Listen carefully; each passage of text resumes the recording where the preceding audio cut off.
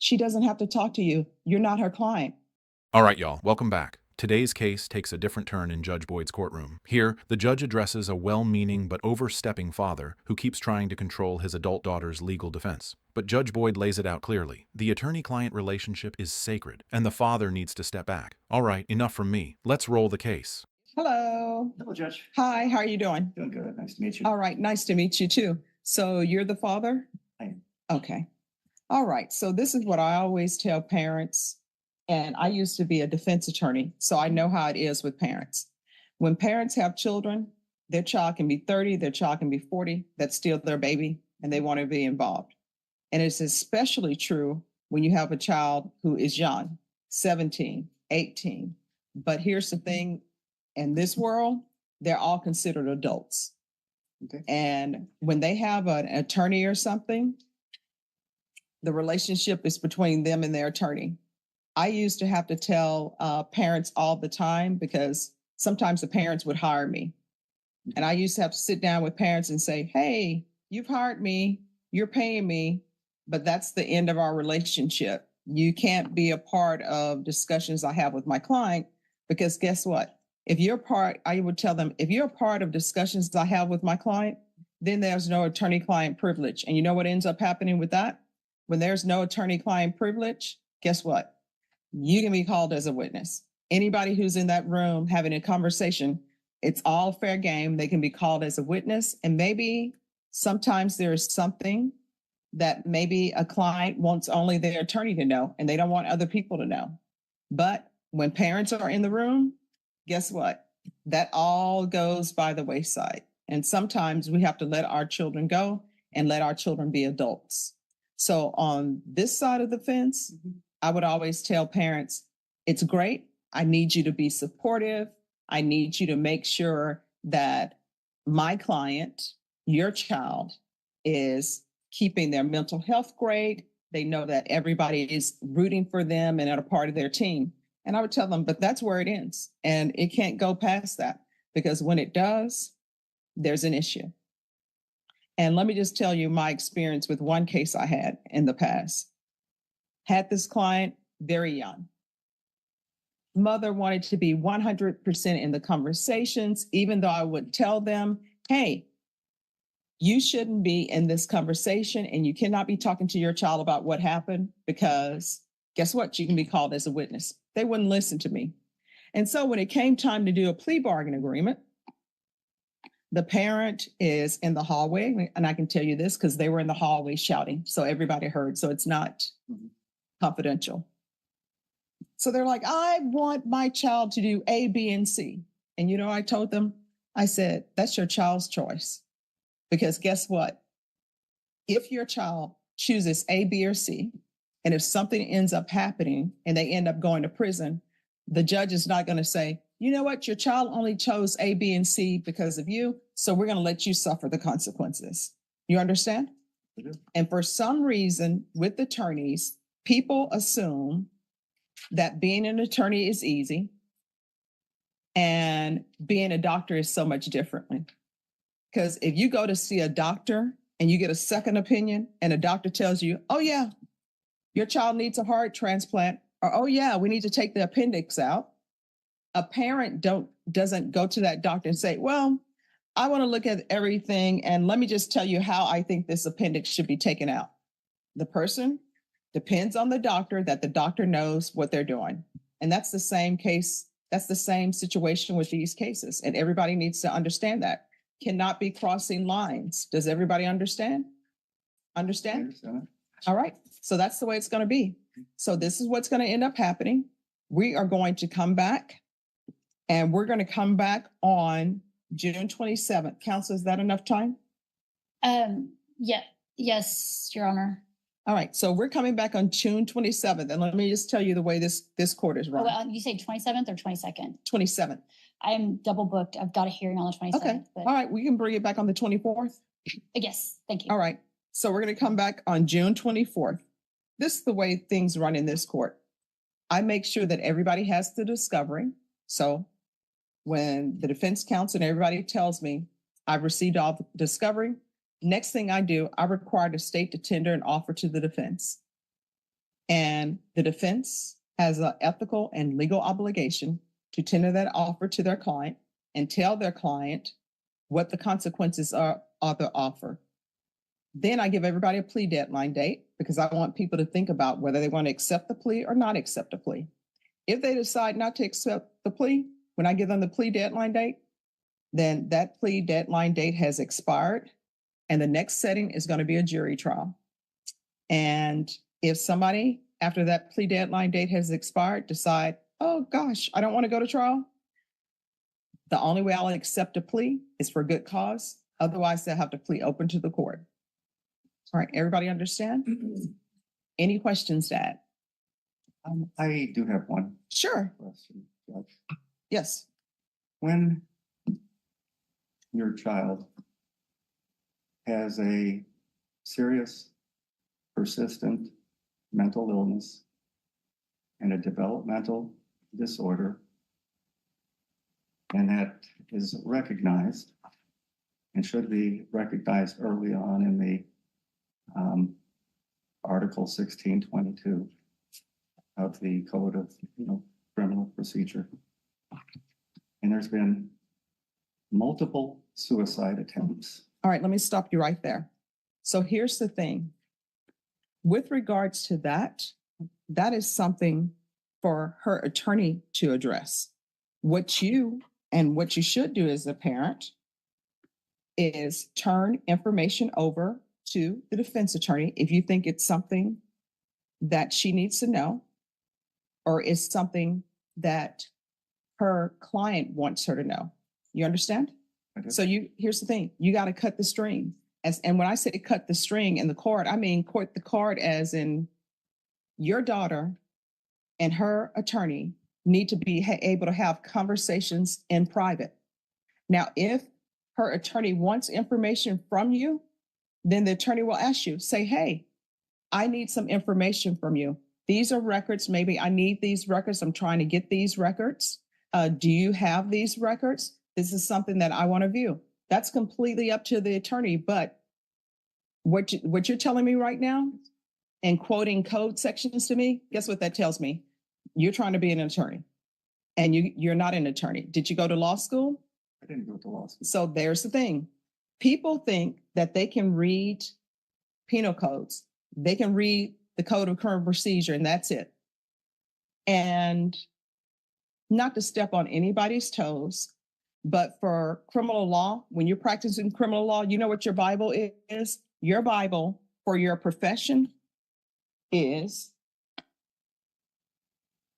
this book. And you see how thick this book is? And so if I were not an attorney, guess what? I would see one section and I'm like, oh, that section says that. D is for done. But that's not the way it works. This entire code, guess what? You may read something in this section and still you have to go to this section because it all relates to it. It's similar to the Bible. And let me bring the Bible up for you. Some people will just read one section of the Bible and guess what? When you read that one section, that same person who is listed in that one section, there's somebody else in a different book that has something about that person in the other section. So when you just come away with one part of that section, you think, oh, I'm done, and you're not. And that's why you have to study this forward and backwards. And how many years have you been an attorney? Over 20, and I'm board certified in criminal law. All right, over 20, board certified in criminal law. So when people are throwing code sections out to her, let me just tell you, I know her. Every attorney in here knows her, and all attorneys know each other because when you've been in Bear County practicing for over 20 years, people know you, people know your work. What I can tell you is she would not be board certified in criminal law if she didn't know this book and know the updated part of the book. And what do you do for a living?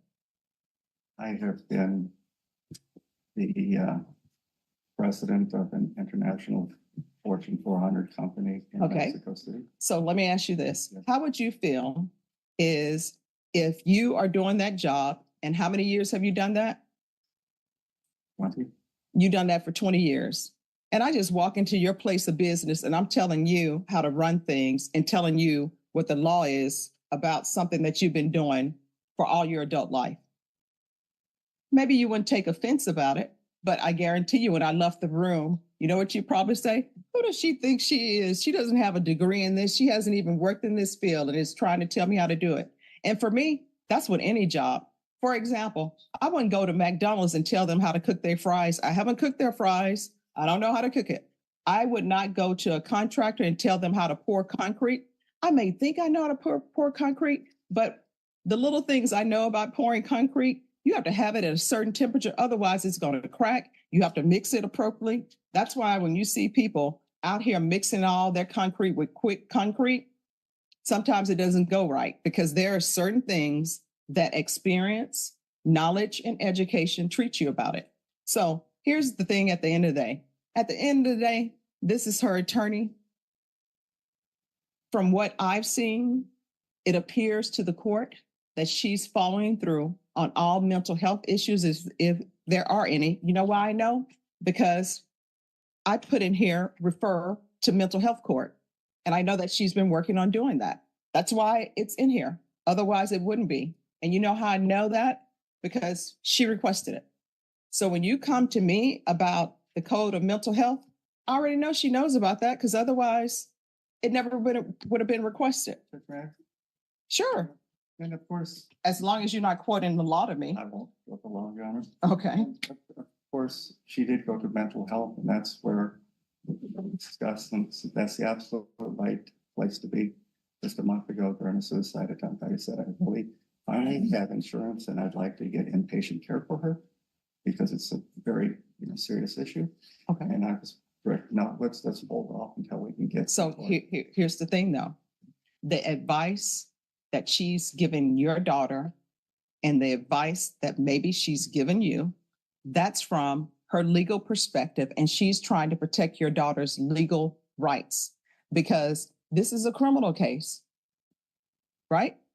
So that's what's happening. So what we're going to do, I'm sure she probably already has, but I'm sure she'll do it again. If your daughter wants to, she's going to discuss with her what the offer is.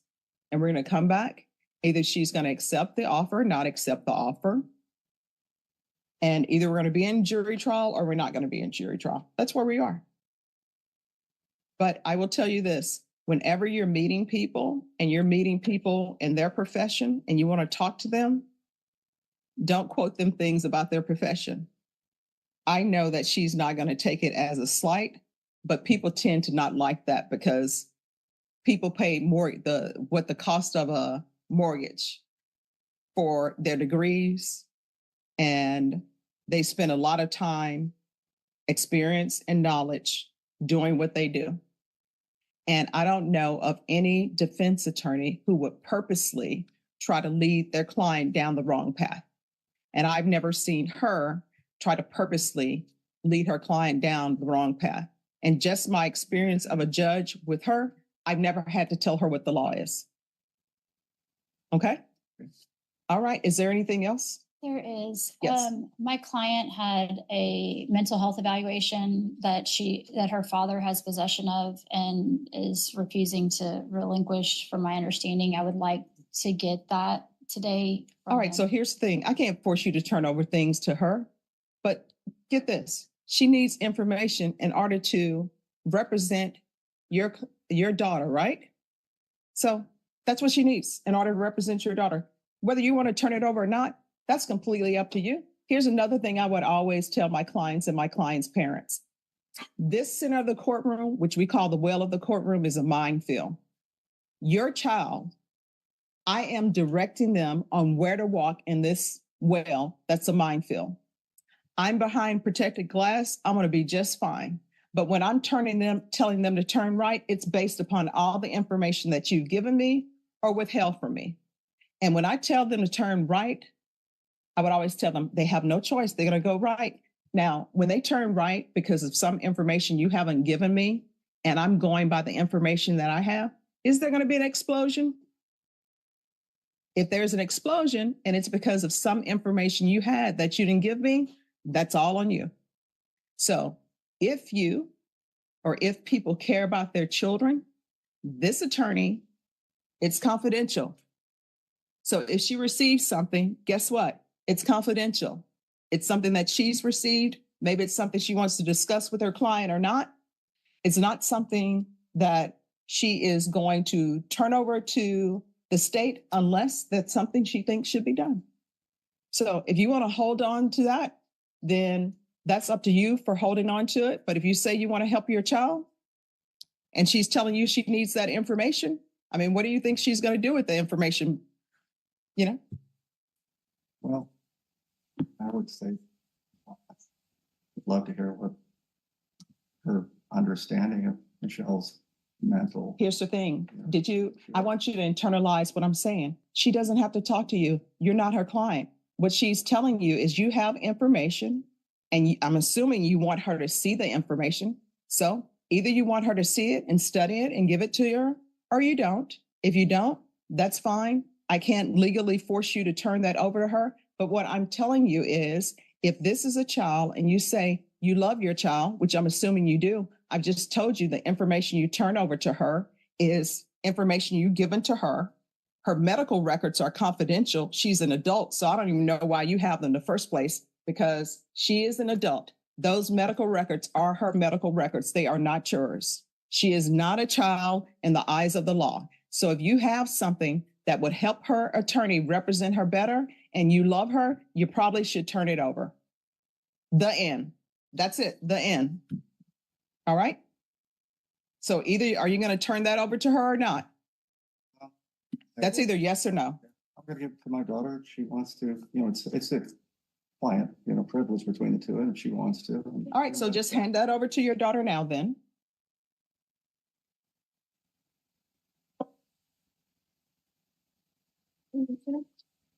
All right. Is there any other documentation that are medical records that belong to your daughter? And when I say belong to your daughter, her name is on it and it's related to her treatment. Do you have anything else? Not with me. All right. So this is what you need to do. Again, I can't force you to do it. Her medical documents are her medical documents.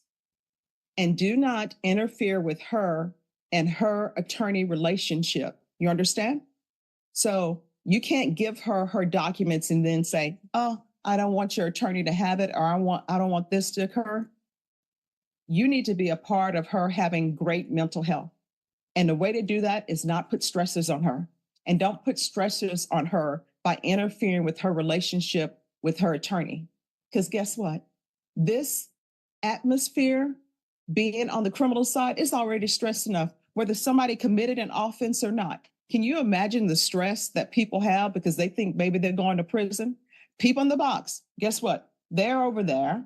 They're brought over from the Bexar County Jail, not on bond, can't make bond or something else. Even though you may say, oh, my daughter's not like those people, or my daughter doesn't have criminal history. Guess what? Even if there's somebody over in that box who's been to prison before, guess what? Their heart is still beating fast because they don't know if they're going to go back to prison or not. So this is a stressful situation for her. Don't make it any more stressful. You understand?